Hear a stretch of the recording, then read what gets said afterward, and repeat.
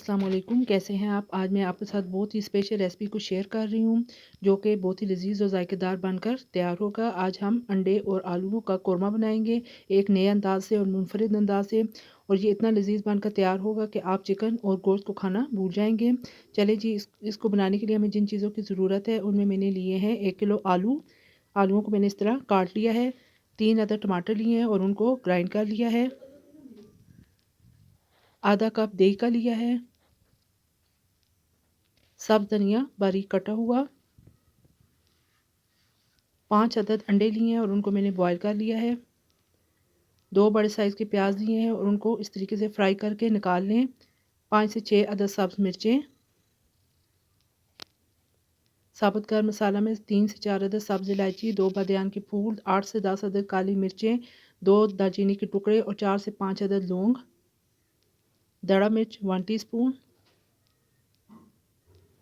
सुरख मिर्च powder half tea spoon, खुश्क धनिया पिसा हुआ 1 टेबल स्पून, लहसुन और अदरक पिसा हुआ 2 टेबल स्पून, हल्दी पाउडर 1 टीस्पून, नमक 1 टीस्पून,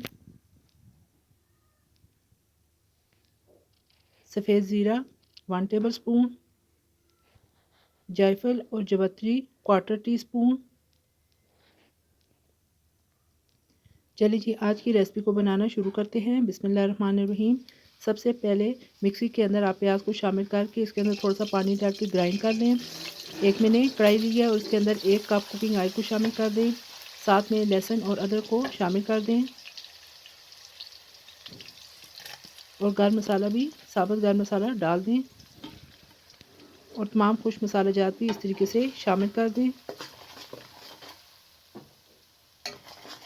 1 से 2 मिनट तक इसे अच्छी तरीके से फ्राई कर लें और फिर इसके बाद ब्लेंड किए हुए टमाटर को शामिल कर दें। ये बहुत ही लज़ीज़ अंडों का कोरमा तैयार होगा। यकीन मानिए, इन मसालों के साथ आप एक दफ़े इसको ज़रूर बनाएं तो आपको बार बार खाने का दिल चाहेगा। अब जो आधा कप दही का था वो भी आप इसके अंदर शामिल कर दें।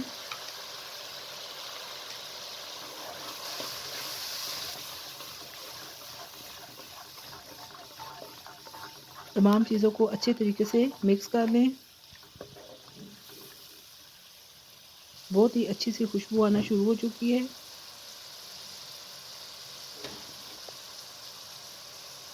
अब आलूओं को शामिल कर दें।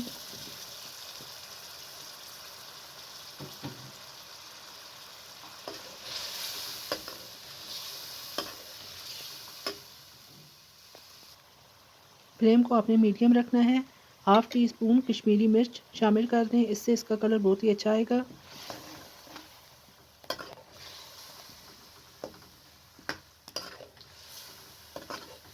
अच्छे तरीके से चम्मच चला लें।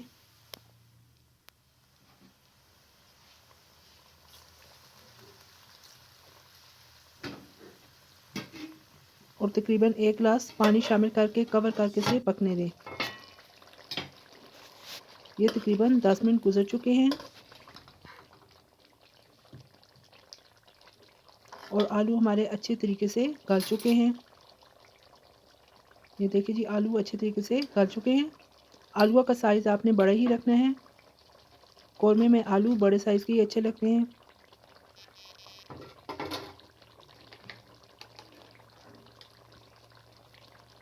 अब जो ब्लेंड किया हुआ हमने प्याज रखा था, अब उसको डाल दें।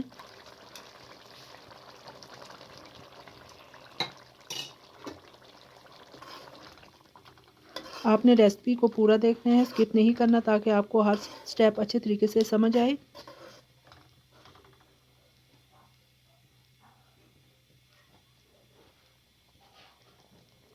सब्ज़ मिर्चों को भी शामिल कर दें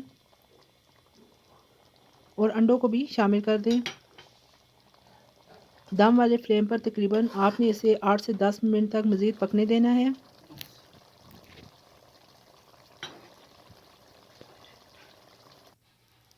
ये देखिए जी, तकरीबन 10 मिनट गुजर चुके हैं और हमारा सालन रेडी हो चुका है। अब बारीक कटा हुआ सब्ज़ धनिया ऊपर से डाल दें। ये देखिए जी, सालन का कलर भी कितना खूबसूरत है। और ग्रेवी भी कितनी गाढ़ी बनकर तैयार हुई है।